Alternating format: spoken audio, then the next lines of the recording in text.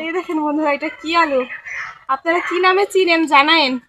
এই দেখেন কত ধরে রয়েছে গাছে। হ্যাঁ, আলুরা তো অনেক নামে, আমরা পেস্তা আলু বলি, গোল আলু বলি, শাক আলু বলে না কি যেন। দেখছেন আলুর সাইজটা?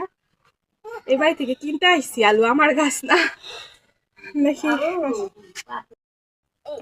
এই যে আলু মাইপে দিতেছে,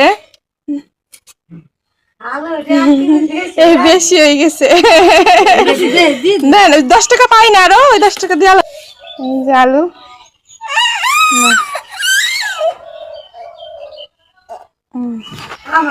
2 কেজি আলু নিছি।